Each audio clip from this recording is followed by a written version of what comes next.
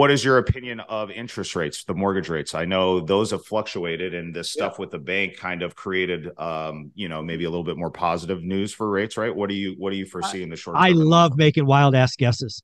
So I put out a comment, and I'll say it again here, that by April 15th, so less than 30 days away, the 30-year mortgage rate will be below 6. That's what Ooh, I currently wow. think. But people need to realize I say that, and people think real estate's going to go to the moon. The lending criteria is going to be so tight. People don't realize rates can go down, but lending can go down also. People are Yeah. used to thinking, well, rates are down, lending's going to explode. No, we're on the cusp of deflation. This could be a big problem.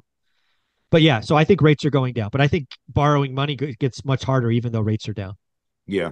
Yeah. It's interesting when in February, I think they dipped into the fives. It was like Yeah, 5.99. And I correct. saw just such a huge Boom. spike. And I think we talked about it on one of our shows. It was just like the spike in activity. I had a bunch of inventory that was sitting from 2022. Almost all of it got Yeah. accepted offers on within 2 weeks. Our showing activity was crazy. So I think if it goes below a 6 again, I think that's going to be the tipping point where we see a So lot of these buyers that are on the fence just get back in the yes. market. So Again, yeah. it's all the first time buyers, right? Again, I feel so bad for the first time home buyers.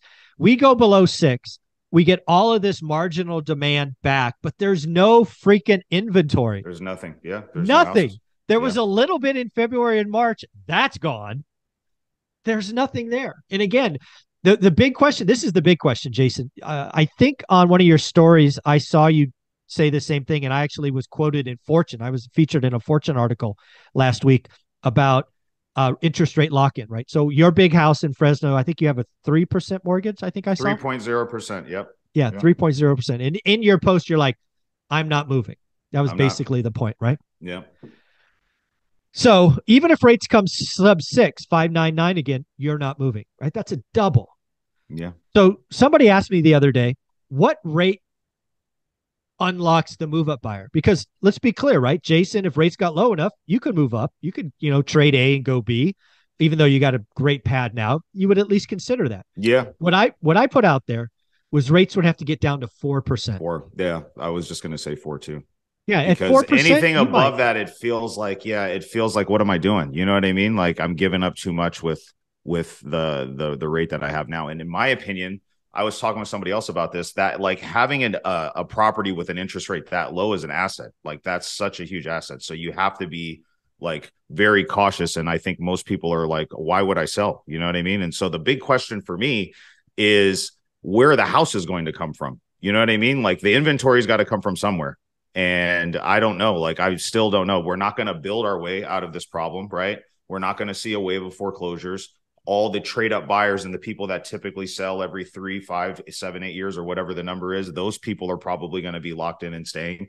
The other people that are like baby boomers, and you talk about this too, like that normally would Trade trade and then down. like downsize, they're not going to go anywhere either. You know what I mean? So it's just the inventory's got to come from somewhere. It was a very eye-opening statistic. I think the last time we got together and talked, when you showed your spreadsheet and you showed how much the transactions have dropped, and it's just like, geez, man, I don't know. These houses got to come from somewhere, and I don't know where they're going to come Well, from right now. again, that's the opportunity for guys like you and I that are disciplined and focused, have network and history. You more than me, right? You could be busy all year turning junk, Yeah. slumlord, junk into first time homebuyer homes, and they'll sell, Yep. right? So it's a crazy time. Again, I think the market is going to surprise a lot of people. I think a lot of people think rates going down, housing's going to the moon.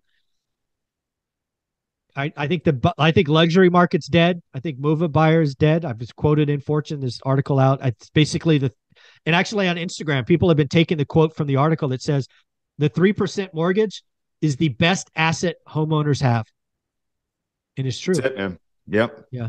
So Jason, do me a favor. You put out a lot of free stuff in our first video today. You talked about a creditability package. You talked about deeds and notes and all of this stuff. You give away so much more at your website. What is it?